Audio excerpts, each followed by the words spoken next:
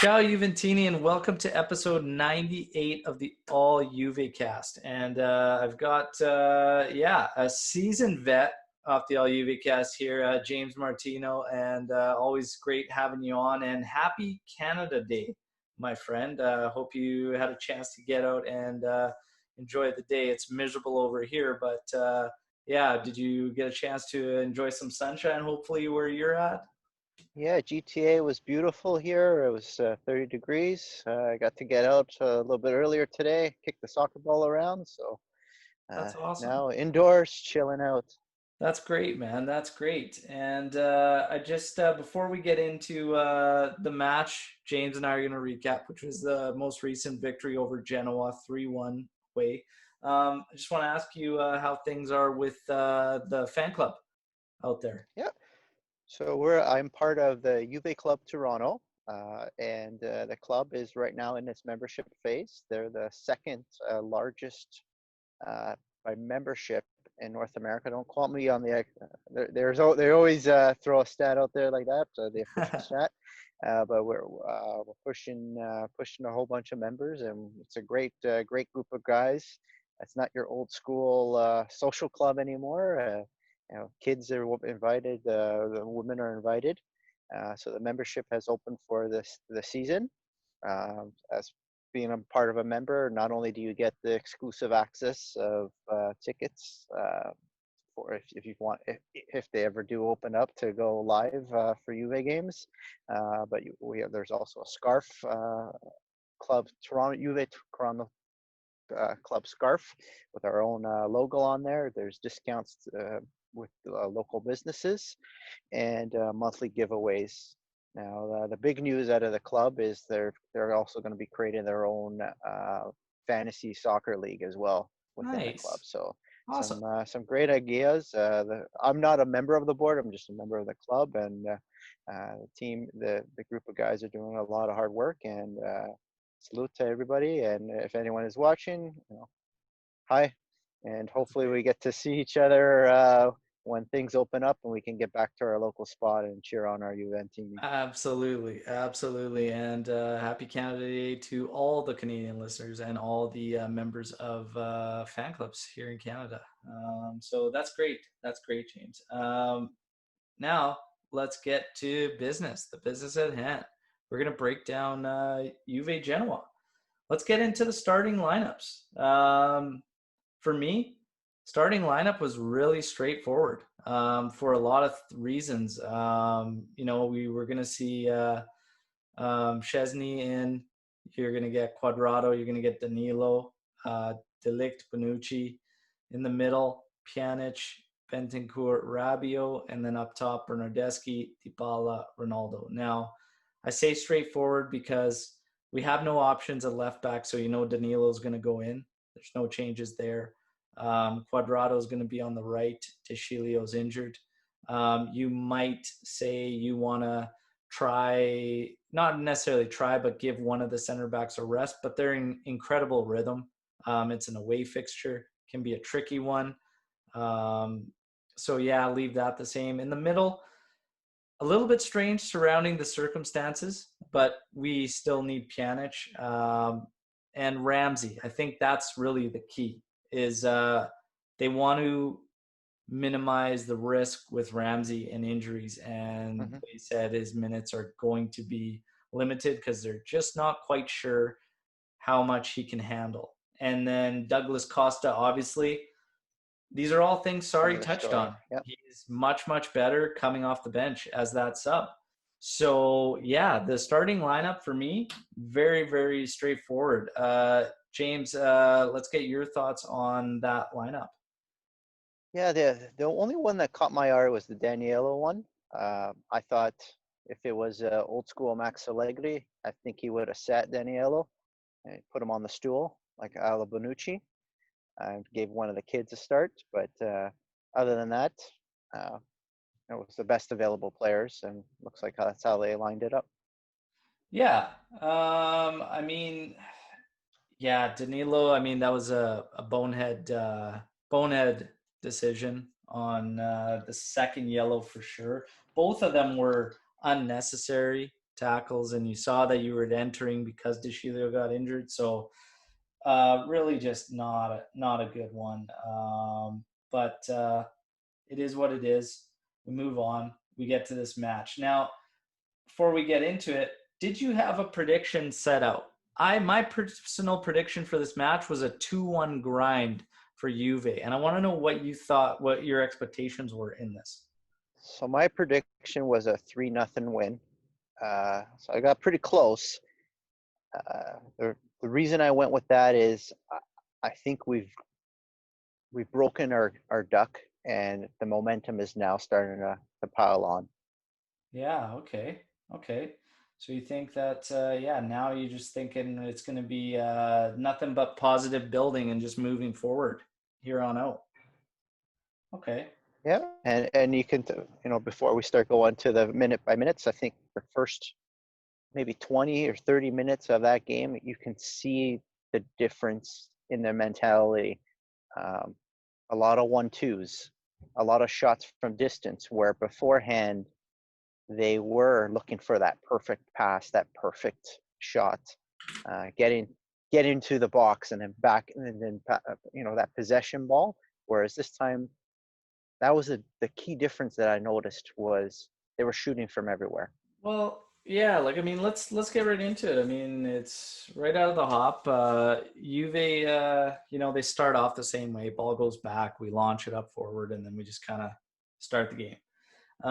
But there was a press right from the get-go of getting that ball and getting control. And then from there, the thing I noticed right out of the gate was just, and it's really early and whatnot, but the movement. And not just like the usual guys like Bernardeschi who will make those runs into space, whatnot. Everybody was moving, becoming that option, making sure they were available for the balls. It was great. I mean, 10 minutes in, we had a nice counter from Dybala. His shot ends up getting blocked. A minute after, Bernardeschi drives a nice dipping shot, stopped by Perin. A little close to him, but still good effort. We're taking those shots. The 12th minute, Ronaldo forces a nice save from Perin.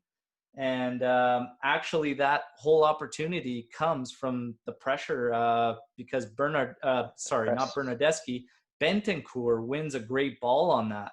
And Ronaldo carries it the way in and has a rip. And it's just good because we need to get our guys, once they have those lanes, firing the ball. Because if there's no threat of us shooting from the outside, you're never going to get that defense to step up to you and where you can then play a pass in behind them for a guy making a run or whatnot.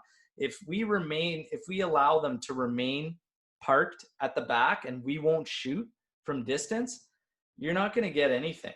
You're just going to be in for a very long day. So it was promising at the start, but I did like the attitude, approach, and just the energy that we had. 34th minute, Rabiot gets a header off a cross from Cuadrado, unfortunately right at Perin, but nice to see him getting involved. Even with just half hour in, Rabiot seemed to be the best we've seen out of him, even just half hour in. He still has his moments where I think there's not enough fight in him and a little bit complaining, with just always looking for the call every time he loses the ball. Other than that, this match, he was a hell of a lot better than what we've been getting. 42nd minute, Ronaldo, another rocket short side that forces a Perin save again. And we hit the 45 minute, we hit halftime, and I read some tweets and I check some stuff out, and I know that there's Juventini just feeling like we're still not getting quality chances. There's a couple scenarios there. De Ligt lobbying for a call on a corner and whatnot, but he looks like a force in there. But corner kicks, we need to figure out corner kicks, because I'm not sure why the other team always looks so much more dangerous, because they're going to counter us. because our corners are just terribly taken. There's no need to And have two guys standing over a corner kick. Okay? exactly. That's what I was thinking this the whole time is we know Pjanic isn't taking it. Why is he even bothering? You do it the Like, first couple times, I understand. it's But just that whole another first body. half, Yeah. yeah. It's just another body that's out of the area or the top of the area where he should be so he could clean up the garbage. And we just do it to ourselves. And it's very, very strange. But I hear the Juventini and they're discussing, I'm reading the tweets, just not enough quality chances and everything like that. But honestly, I felt really good about that first half. Hmm. Um, I just, I loved seeing the energy, the drive, the control, the total control. And when we lost the ball, that hunger and desire to get it back immediately. I loved it. I loved everything about it. I was starting to see a very nice chemistry coming together with some guys. Bernardeschi being one of them, making some very nice one-touch passing plays. Dybala doing the same. Ronaldo heavily involved. It looked good. The ball was moving quickly when we were switching up the field. If there was nothing there, it wasn't being held forever. It was just going right back to where there Hmm. were some options. We still do that a little too much, in my opinion. We'll overload one side, and then when the switch happens, far too long to do anything with it because we're just congested on one side. But I said, if we attack this second half with the same approach, same energy, we are going to get multiple goals out of the second half. I was happy with the first half. James, your thoughts on that first half? You hit the nail on the head. I think the big part of that was they had the full press. So if they were given up the position in an offensive zone, they weren't sitting back. They were putting that pressure, forcing an error. And it created a few chances. The Ronaldo chance was one of them. The other big thing was the ball movement. It was moving a lot quicker than we have seen in earlier in the season. So it was a matter of are they finally getting the sorry ball? Do they know that the ball can't stand still and needs to be moving? And I thought we were seeing more so of that than prior, than for sure the Coppa Italia game. Yeah, yeah. So yeah, we're on the same wavelength. We're happy with that first half, and then yeah, let's get to the second half. And it honestly, we didn't have to wait long. Um, Dybala gets the ball, makes a beautiful move on the first marker, and after at that point, um, it looked like a holy shit moment for the other two defenders in there because they both had so much space between themselves and Dybala. He made it look like he was going to continue a little deeper, cut to his left, and hits a beauty shot. Very, very hard save for Perrine to make. And we're up 1-0, and that's just Dybala continuing on this run this season and just showing why we can't deny it anymore and we have to build around this kid. He has Hmm. to be one of the focal points, not someone we just look at as an afterthought, you know? Fantastic goal. Beautiful, beautiful goal. 53rd minute, Quadrado plays a very nice cross in, dangerous cross in. And Bernardeschi just missed goal. And I thought Bernardeschi again, like this is going to be three in a row where he's put in some good shifts. Really, really good Hmm. performances. I'm liking it because it seems a hell of a lot more simple out of him. You know what I mean? I want to get real quick before we carry on minute by minute. Your thoughts on Bernardeschi in these past few matches? It looks like that confidence that was there from the start of last season under Allegri is coming back, and uh, don't know if it's the Ronaldo pat or if it's coming from Sarri or some of the seniority on the team, but it's building, and uh, let's hopefully he keeps on this momentum. Yeah, absolutely. He hasn't put it in the net yet, but it's coming. Yeah. Well, that's just it. That's really what he's got left to do. But he's had the previous match could have had several assists. Just wasn't being helped on the finishing side of things. But yeah, I'm happy with what we're seeing. 55th minute, we win the ball in the middle from some great work from Pjanic and Rabiot. And then Rabiot beats his man in the air, heads it to Pjanic. Pjanic plays a quick little through ball to Ronaldo. And Ronaldo, from just inside half, carries it and unleashes a 105 km/h shot into the top corner for 2-0. I'm watching this thing at work and I'm losing my damn mind in my office because like I got it going in the background, and I just happened to turn while this thing's happening. I'm like watching him, the whole thing come in. The second it leaves his boot, I'm like, that's goal. Like that's in. Unbelievable, man. Yeah, Unbelievable. That goal just, again, that fight, that drive, that energy in the middle, winning that ball, getting hungry, winning those battles, the 50-50s, and getting that ball to our forwards. Unreal goal. But yeah, your thoughts on this second one? Like, yeah. He's been looking for that all season to run on space. He had the space. He had the shot. Not many people have the confidence to take a shot from there. Certain number 10 from past experiences, Del Piero would have taken it, and he did a few times. But Ronaldo took it. I don't. You can't blame Perin on that one. I think any goalie in the world that was going in. oh, It was one of those magical shots, magical moments, yeah, and he's still got a lot left. oh yeah, when they show that camera behind Perrine, it's got movement. So not only is it 105 km/h, but it's got movement to it and a little bit of curl. Like it's unreal. Hell of a hit. But again, yeah, you know, besides the brilliance, for me it was that winning the ball and moving it quickly in the middle. We touched on it earlier in the match. Bentancur creating another opportunity for Ronaldo earlier in the match by winning it and moving it quickly, finding a forward once we win it and putting us in that position to really go at teams. It's something that just this season and even last season, Juve and counterattacks have been miserable.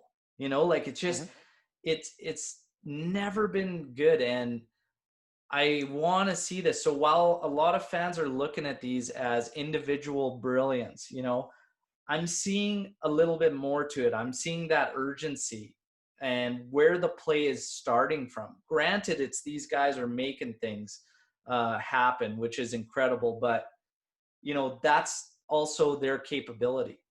And it's part of having those guys succeed is putting them in positions to succeed.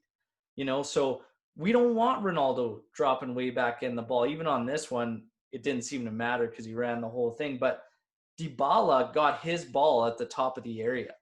That's where we want him to be getting the ball. Mm-hmm. We don't want Dybala coming out to the flank, getting it and creating everything. So while those goals can be claimed as moments of individual brilliance, that team play is coming around where now we can have these guys in the position to make those types of opportunities happen. So I'm kind of looking at it a little bit bigger picture in that sense. And you know, what are your thoughts when I say things like that, James? What are you thinking?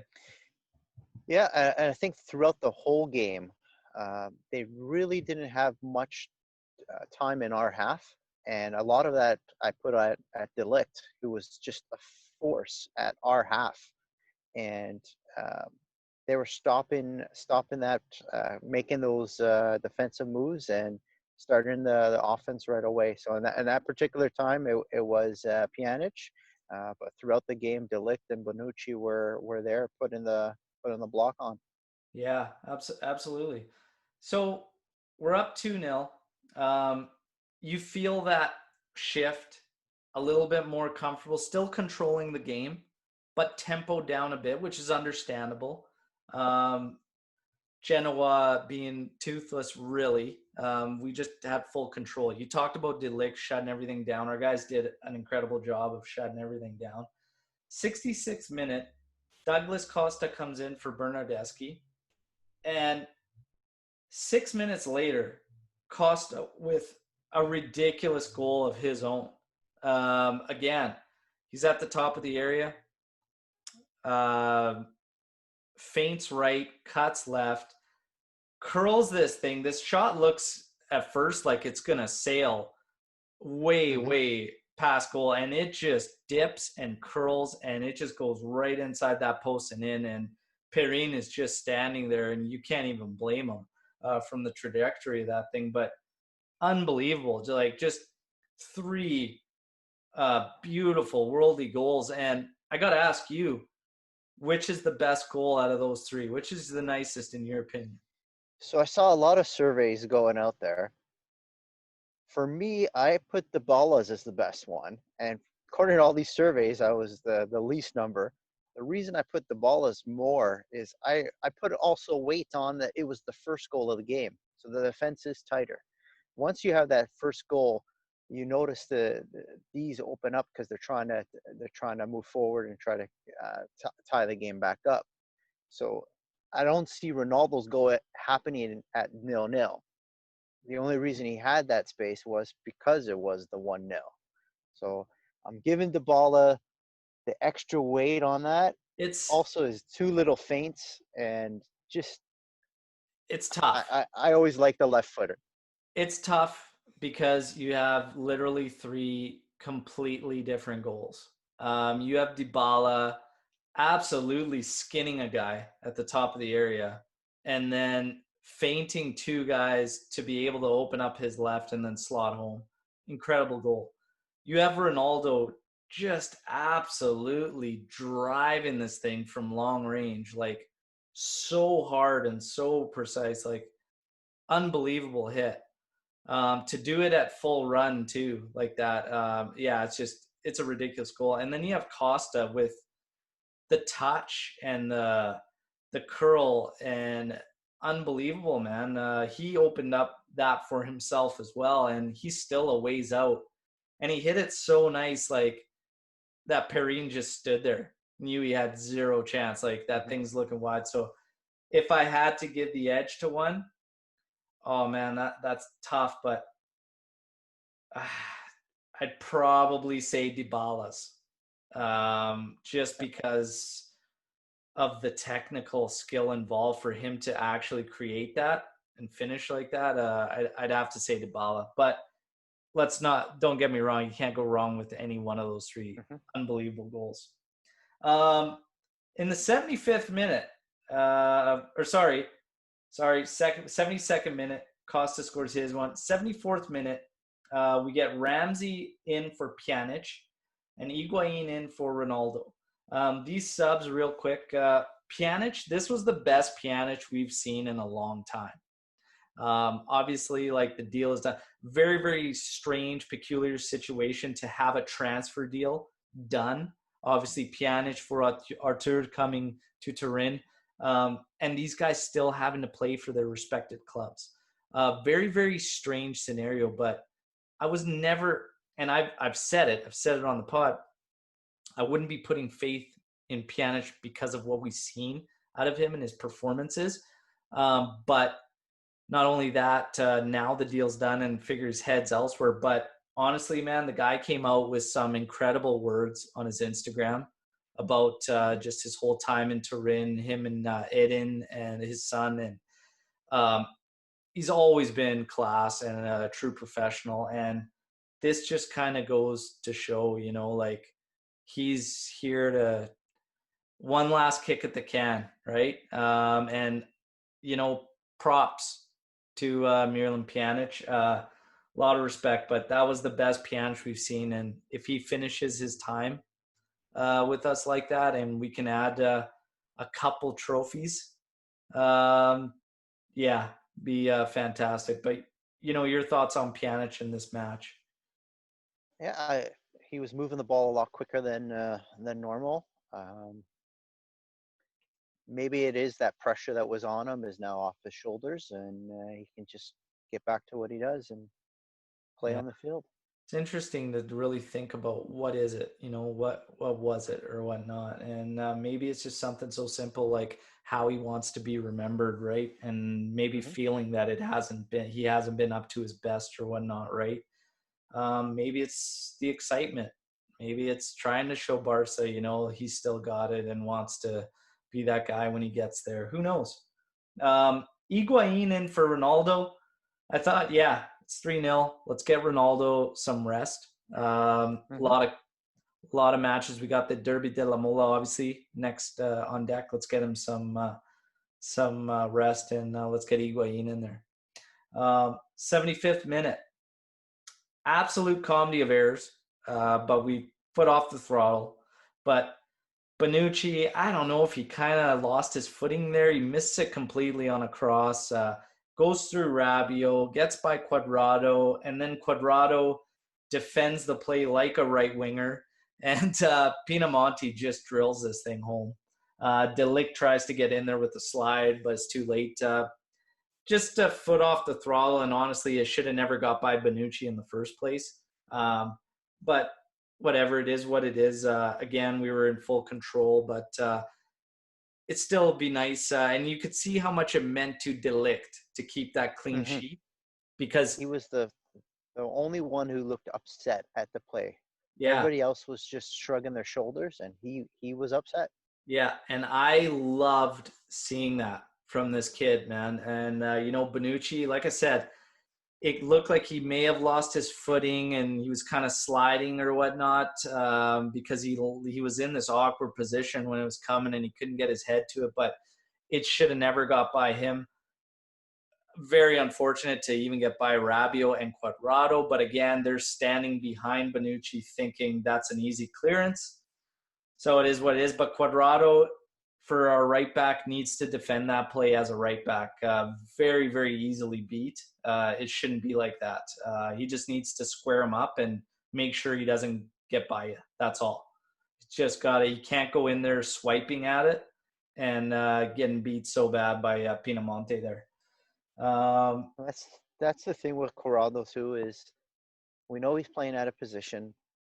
Further up the field, he does some fantastic work shielding the ball and taking the ball off of guys, getting that foul. But it's in the box there is Yeah. where that weakness is there. Yeah, it's always really been there. It's just that back post coverage, and when he's got to defend in tight in the area, it gets unnerving. Yeah, so yeah, hopefully we just don't get in a lot of situations where it causes issues. But 83rd minute, Matuidi comes in for Rabiot. We touched on Rabiot. I thought this was probably the best we've seen out of him in our shirt. What would you say? Yeah, it was. It's due time. Yeah, A lot of expectations on him, and um, this was a good performance. And I think part of it was knowing that Matuidi wasn't breathing down his neck. So I yeah, think he was able to put a good showing in. yeah, yeah. It's. I think it's just like Sarri said, and it's continuity. Sarri's last presser for me was his best. I think he was spot on in everything, and it was finally one where I got the sense at the start, at the beginning, all his pressers were bang on. Like I thought, this guy is saying everything we want to hear as Juventini. Players he's going to use, how he's going to use them, what's going to happen, what he wants to see. And then it kind of faded for quite some time. But now he's starting to get to a point where he's making sense, and it's starting to seem like, yeah, he's putting the pieces together. Continuity. I think it's that continuity. I think Rabiot just needs to get those minutes up, needs to get in there. Oliveri comes in for Dybala again. Yeah, just give him rest. It's already third minute.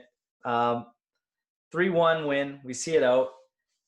And a lot of Juventini just, yeah, best Juve we've seen is what you see in a lot of tweets and whatnot. And I want to get Your thoughts? Is that the best Juve we've seen this season? I wouldn't say this season.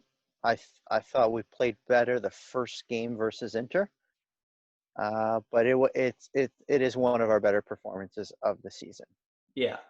Um, it could be very, very close to say, yeah, it's close to say best Juve we've seen, but maybe more best Juve we've seen in a while because there were some earlier performances that were more team based that really stand out, just in terms of overall performance and play. So, yeah.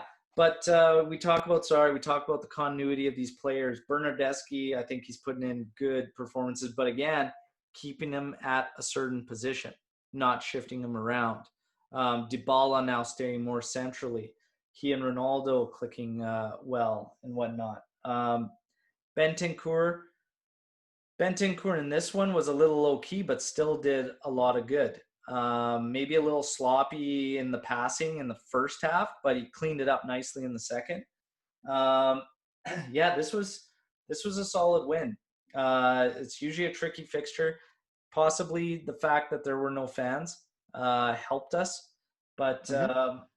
it was good. It was good to see some of these things. Sorry, was talking to starting to come to fruition. Now, Yeah, I'm gonna throw an oddball question to you there, because the stadium. One thing that I really liked what they did was they tarped the stands, so yeah, it didn't give a feel of an empty stadium. And I saw it in the EPL. They've done something similar. Uh, it's a little bit different in City Up because most of our stadiums were built in the late '80s, so it's got that racing track around. So at least this way, it didn't. I didn't get that feel. Your opinion yeah. on I that? mean, they got those banners there and whatnot. And it was it's all yeah. It was all right. I didn't really think much of it. I actually like that stadium. I think it's Yep, it's a it's cool one of stadium. the nicer ones. It's a cool old school stadium. I mean, the brick in the corners is just like it's Yep. cool. It's a cool stadium. I don't mind them doing holograms and putting in some crowd noise, some artificial crowd noise and stuff. Like I think that's fine too.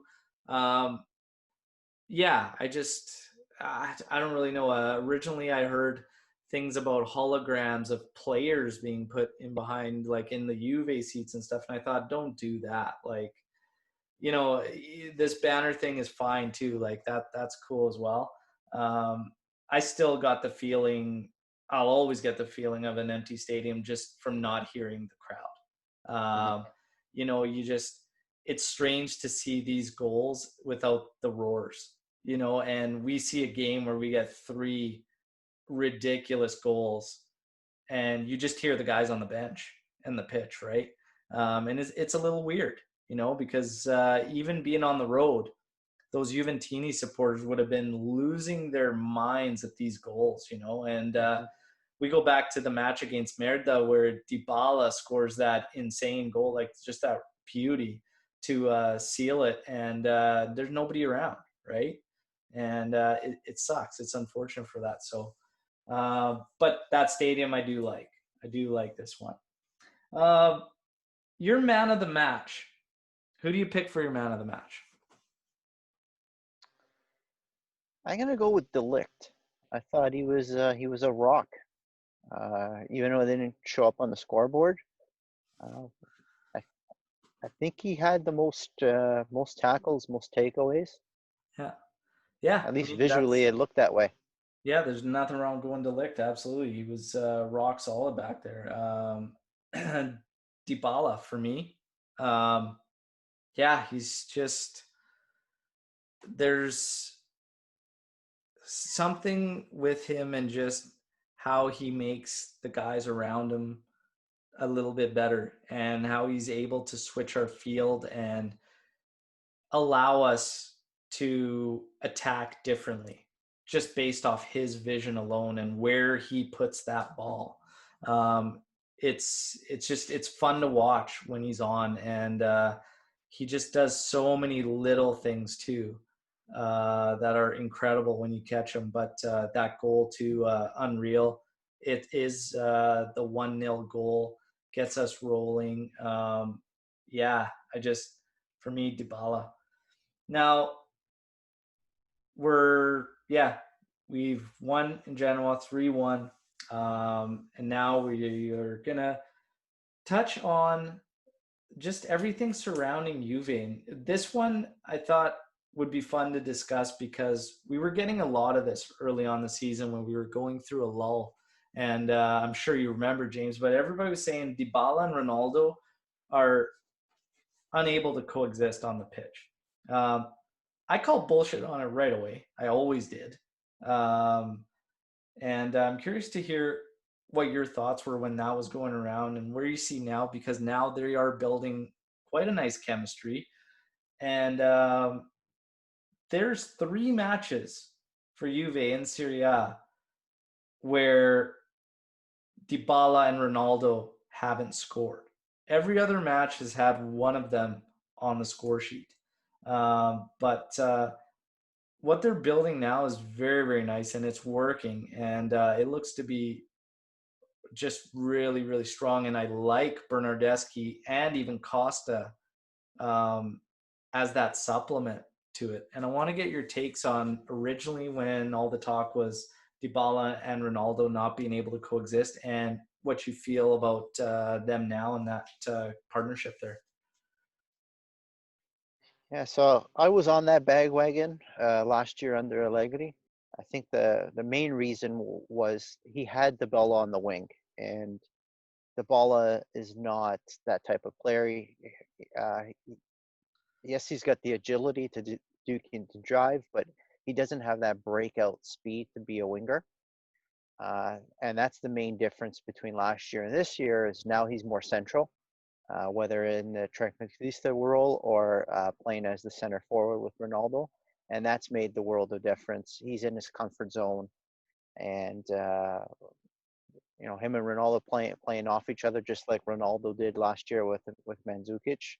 It's just now he's got a different type of player that he's got to play off of. They're working together. You can tell they like each other. They celebrate each other's goals very heavily, and it's working. And it's a matter of who's the third person to put on there with them. I don't see it working where you have a front line of Higuain in the middle and you stick the ball out wide.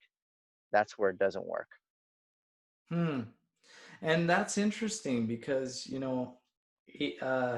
HDR was a thing for a bit there. And But him as the trequartista, yep.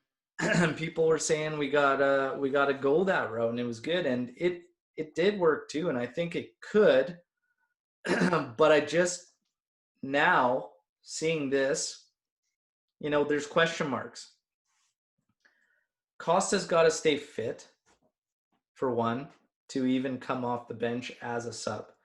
Bernardeschi has to keep this momentum, and he's got to do the one thing that hasn't been there for him, which is be consistent. So that's another thing. If we get those couple of things, then the thing could be Higuain could come in, and then just Dybala isn't out there, and you have Costa in there or whatnot, and we get that rotation going. But it'll be interesting to see. But HDR was a thing, and I don't know. Right now, I think it's kind of you're almost in the same scenarios when you look at our defense.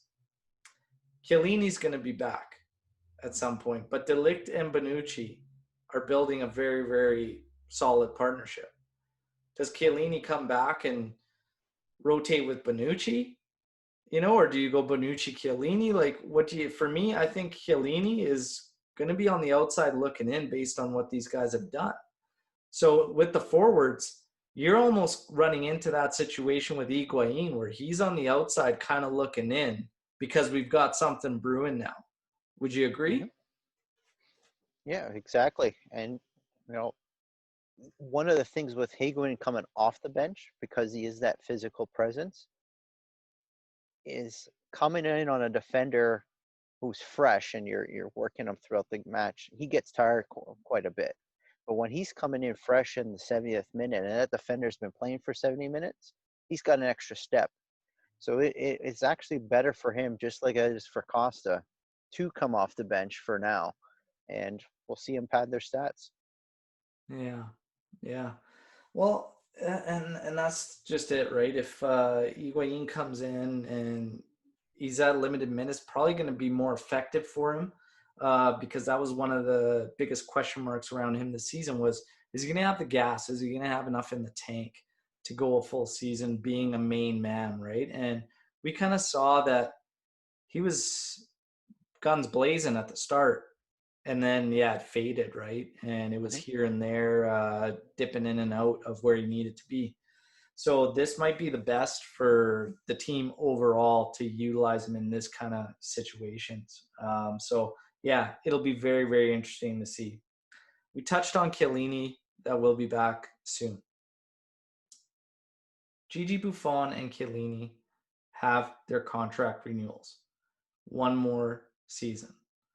Um, this is great in terms of the support for the players, having these guys around uh, to basically be ambassadors for Juventus, and just help with the tutelage of these guys that are up and coming, because it does look like there's going to be this revolution of sorts at Juve where we are going to get, well, if even two or three out of these rumors come true, we're going to be quite a bit younger. Hmm. And I think it's solid to get these guys locked up and have them there. They've been staples for us for so long. It's going to be great in terms of that. And it's funny we talk about um, this shift in performance and just seeing a really, really good, again, some fans saying the best Juve we've seen. I think it's absolutely no coincidence that this comes. And again, the highlights out of this match for me were um, just the um, the drive, the attitude, the approach, and then like I say, there's still some execution things that need to be sorted out, but it was so much more determination in our players. That sense of really getting after it, really digging in. And I think it's no coincidence that this comes shortly after a team debriefing that was run by Buffon, Chiellini, and Bonucci. So this contract renewal, I think, personally, in my opinion, is a no-brainer. And I think it's Hmm. huge. I think it's huge for this club. And there's not enough people talking about that team meeting that was held, because I spoke to it before the Coppa Italia final match against Napoli there, and I just said Ronaldo looks disinterested. He looks pissed off before this match even started. You could see it in it. You could see it all over his face. And we know that Sarri and man management is probably not his strong suit, you know. And I said that entire match, when you look at the body language of these guys, even Dybala, whatnot, these guys are going to feed off Ronaldo, and if he's not with it and he's not urging the team on, it's going to crumble. So Chiellini, Buffon, and Bonucci have a chat with a team debriefing, and they specifically apparently spoke to Ronaldo and said, like, you're one of us. Like, the team looks to you. You can't be doing that. And I think it's no coincidence that we see a complete shift in mentality and approach and attitude from all the guys. They just look determined. And I want to get your thoughts on that, because I don't think there's enough people talking about it and how big that was. And I think people might have to go back to the season where we fell way below the standard, well off the title track. And it took one of these to right the ship. And we went on an Yeah, absolute tear. But yeah, let's get your thoughts on this. yeah, and when the signing happened, one of the things that I saw was someone say, "Well, this doesn't do anything to the team," and I tweeted to whoever it was and just basically let them know this is more to do with the leadership in the with what's going to happen in the locker room than anything on the field. We know that Buffon's only going to, get a handful of games going forward. We know Chiellini with the lift there is, on his way out. However, that leadership, these are guys that went through the terrible times. Buffon went down to Serie B. They have that experience. They can relay that to the younger players. Um, I think Sarri, and I think the history kind of shows it as well, is not a great man manager. I don't see Sarri in the dressing room doing Al Pacino any given Sunday kind of talks like Conte would do to motivate his players. Sarri is an X's and O's guy. Do this, do that, do that, and he probably walks out of the room. And who's going to pump those guys up when you're listening, especially just with the empty stadium? Is you can hear the players, and who's the voice you hear? You hear Gigi. Gigi is Gigi is basically the leader. He's the manager right now of the team from that perspective. And that speech, it's reported that's what happened. Ronaldo knows too. He is when you're an icon like that, everybody looks up to you. You're a role model. So sometimes, in a team environment, he might forget that. I think they pointed it out to him, and we've seen the attitude change. We see, and this is not the first time Buffon and Chiellini and Bonucci had to go in front of it. You mentioned it before on the Dybala''s first season when we had dropped 13 points from the top. There was that speech after Sassuolo that saw the turn, and this might have been the turning point. Couple of tell you. Yeah, it might have been. And, to touch on Sarri as well, like, you can be an X's and O's coach, and still do just fine as far as it comes to man management. The thing is you have to realize that even if you're a rah guy like Conte, either way, you need that extended arm that's part of the players. That's part of Mm-hmm. that brotherhood that they have amongst themselves. If you don't have these guys on your side, it's never going to work. And he had that with Ronaldo. I felt like he and Ronaldo it wasn't happening. That relationship's not there. But if he's got these guys, Buffon, Chiellini, which I think he automatically does, not from anything that Sarri does, but because of Buffon and Chiellini's connection to Juve, he will naturally have these guys backing him. You know what I mean? Mm-hmm. Because they will be always for the club. And they will bring these guys around, and Sarri needs that. And that might be his saving grace at Juventus, to be honest. So I see not enough mentions about this discussion that took place, and then like just this flip of the switch and mentality, which stands out huge to me when I watched this Juve Genoa match, because I watched it 2 times over, and you could just see it. Yeah, it's interesting to see what will happen, how we build off it. Sarri is getting more and more of the signs of what he needs to continue with. I hope he gets it going and keeps it rolling. Pjanic and Arthur. Obviously, the hottest topic surrounding Juve because, again, we talked about it earlier. Very, very strange scenario where the deal is done and they are still with their respective clubs. Arthur, of course, has said he would like to not play as much or be left out of the remaining matches with Barcelona while he focuses on Juventus. Some people have labeled that as being unprofessional or whatnot, but honestly, it's a crazy one. He's being pushed out, and it is what it is. For me, looking at it from a Juventus standpoint, the deal is a win for me. Like there's no ifs, ands, or buts about it. I was reluctant and said Juve should look elsewhere when Arthur was being adamant about staying at Barca and wasn't acknowledging Juve. But when you see now the reason Juve pushed so much, the financial gain, and everything like that, this deal makes sense why they pushed so hard.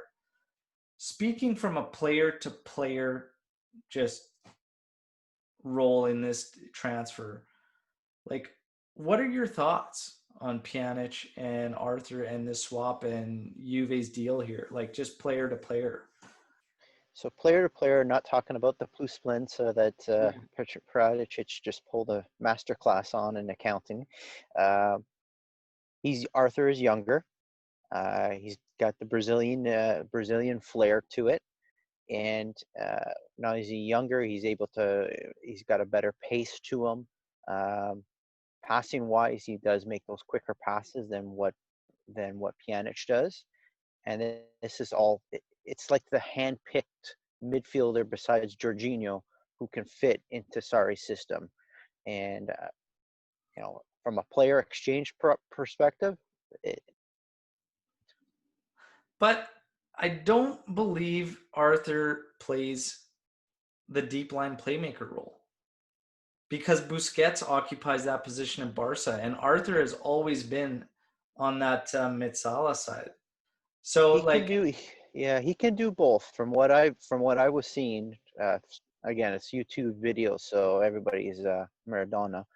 yeah, He can play that. He can fit in that role. Now, vice versa, if he doesn't fit in that role, we already have a made in team solution in Bentaker, so they can flip each other. I think that's something that we never had since Marquisio Piero, where Marquisio could have slipped inside that role when needed. yeah. So Pjanic, of course, um, had great words to say on his Instagram. But this last performance against Genoa was like a lot of fans would be changing their tune if we saw this steady, I think, throughout the season. It'd be a lot different, but yeah, we haven't. But this is, well, it's tough to try and pinpoint what it is. We talk about the influence from Chiellini, Buffon with the speech. We talk about Sarri starting to figure it out with continuity and other players. Maybe Pjanic is, just trying to finish off on a high note. He could be trying to show Barca what they got. Like, I don't really know, but it was nice to read those words from Pjanic. He's always been a great professional, and it sucks, but his time has come. I Mm-hmm. feel that way, and the thing with it all is I feel the whole time, all along, this was the piece, this was the deal that would have to be done first to see what's going to unfold as far as the rest of the Mercado goes for Juventus. I've been saying it for a while, and I said it's all going to depend on what happens with Pjanic. And it Mm-hmm. looks like that is the case. And this deal is a great one for Juve. Obviously, the plus Valenza of like 45 mil roughly. But the drop in age, 23-year-old versus 30. And the fact that ultimately we've got this swap done for 10 million euros and it barely hinders us on the next step, the next moves. Mm-hmm. Highest priority for you with the next edition? For me, it's still midfield. What's yours? I would like another midfielder. I I don't think we need a Pogba type of that type of caliber, but more of a established box to box midfielder, maybe like a younger Matuidi who can actually dribble. Get the Uh, technical ability there. Yeah. Yeah. Technical I ability still there, see. Yeah. I still and see. then I think we need to get some more support on our flanks with the backs. Yeah, I'm Right gonna now we have say Corrado. another mid and then striker for me. Got to get a center forward. I think Higuain's that's it for him. Um, yeah, I think we need another mid striker for sure, and then we can go into the flanks there. But honestly, we should just be bringing Pellegrini back from loan for left for coverage, and then right back. I would move De Chilio probably because I don't think they'll do Danilo so long, and De Chilio holds more value. So I'd probably, I don't know. There's teams in Italy at least still heavy for De Chilio, so I'd probably go that route. But it'll be interesting to see what unfolds. Bernardeschi and Douglas Costa, two guys that have been there at the forefront amongst Juventini, saying it's time to cut ties. Bernardeschi is one of the club's most expensive signings when he made the move coming from Fiorentina. And Costa, we finalized the deal when he come over from Bayern. And these guys' names have been floating around in deals. Bernardeschi's been floating around in a deal to possibly bring Zaniolo over from Roma, amongst other teams interested in Bernardeschi. Douglas Costa has been involved in a lot of rumors as well, possibly going to Man City, possibly going to Man United.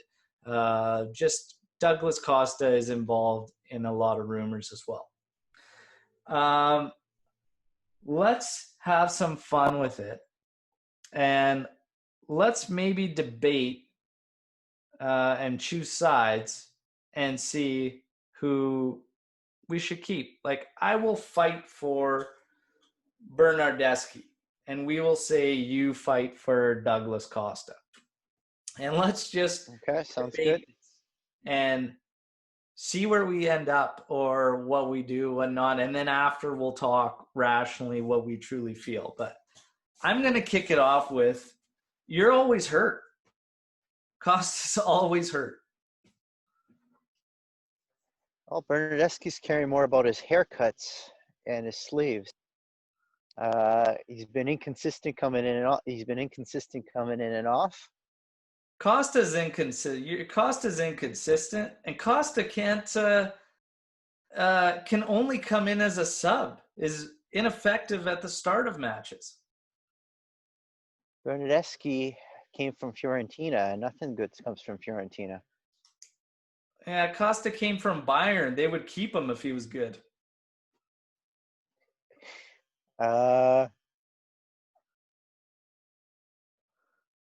Bernardeschi is wearing 33 because he thought he can wear 10 for some reason, and Juve was going to give it to him.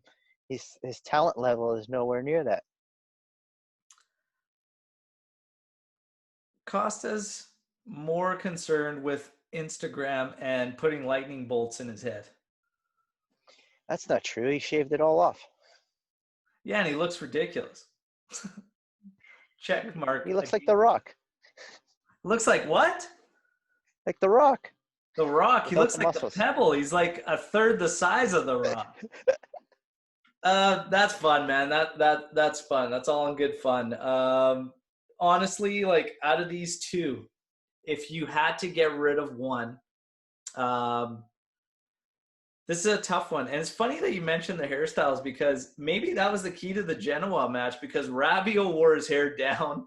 Costa had his head clean shaven. Shaved, yeah. Bernardeschi's got the long hair back, and now he's been playing, respectably.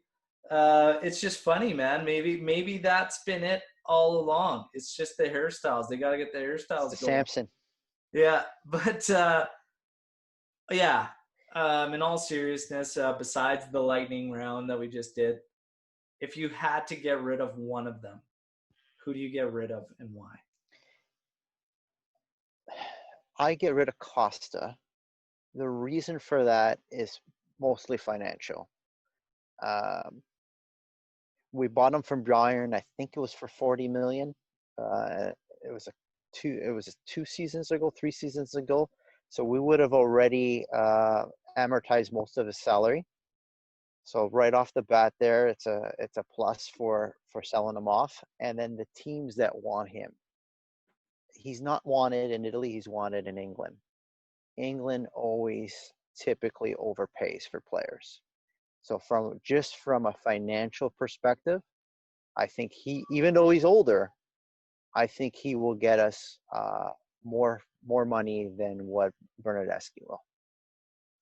Yeah, I don't disagree with that. And I would have said Costa, getting rid of him over Bernardeschi for a different reason completely, and that's just the fact that I truly feel he is only effective as a sub, as a super sub. It's a great option to have off your bench, but you don't have that option because he can't stay healthy enough. So it's great when it's there, but it's not always there, right? And that becomes a frustration. When Douglas Costa is on, he is one of the best, period. Like just one of the best footballers, I think, when he's on. But again, it's just hit and miss. So, I think Bernardeschi could be, he offers you great cover. If you get guys that get injured or whatnot, he could fill in the midfield. He can go up front and fill in at wing. What I think naturally, where he's been playing with us on that right wing is where he should have been since day one and never should have been moved from the wing. That first year that he came where he was like, okay, yeah, and then we were wanting the breakout, he spent the majority of his time on the right wing. We should have never faded from that. But we did. We used him all over the place. And he could never get, again, what Sarri speaks to, that continuity.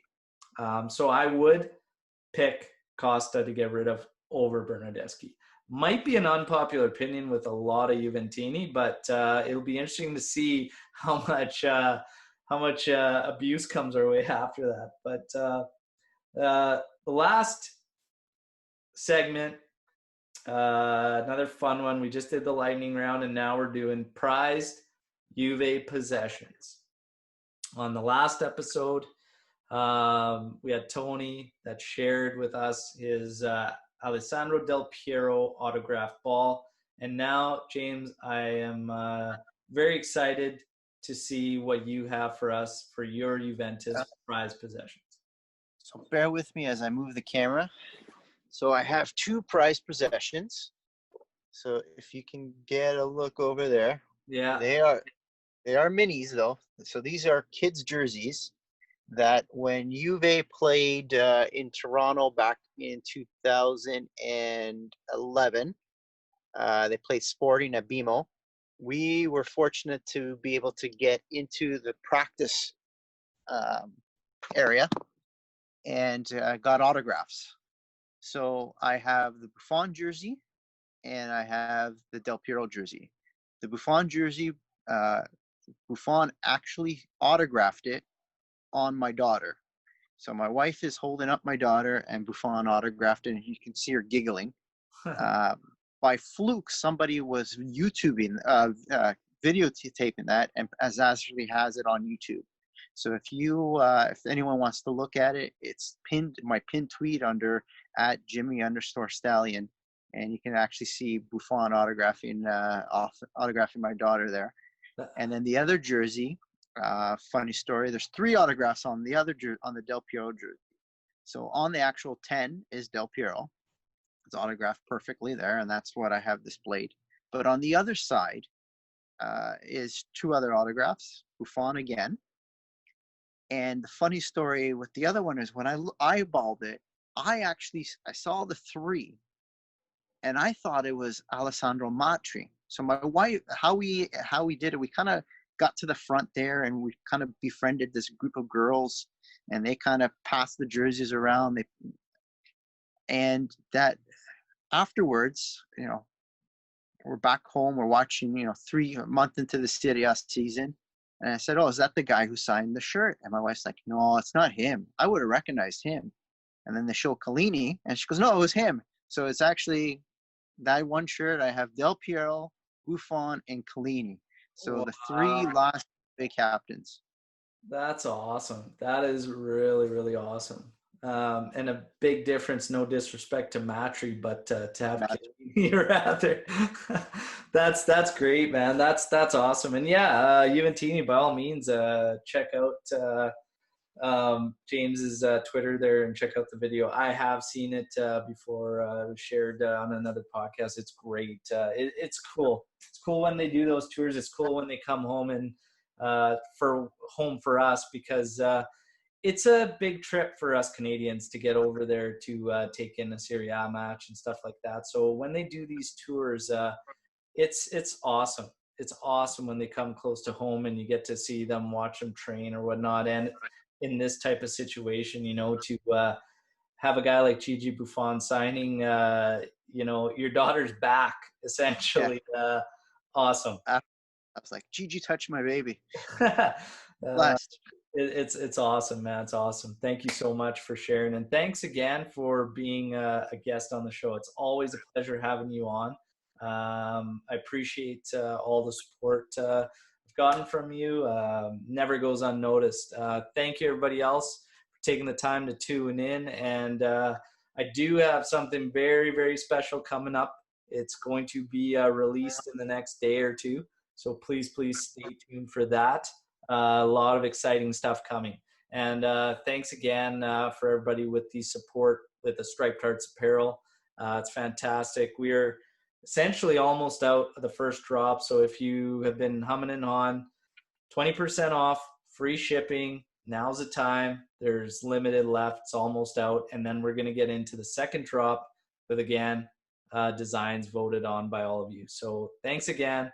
We'll be back after the Derby della Mola versus Torino on Saturday. And as always, Forza Juve, fino alla fine. Ciao.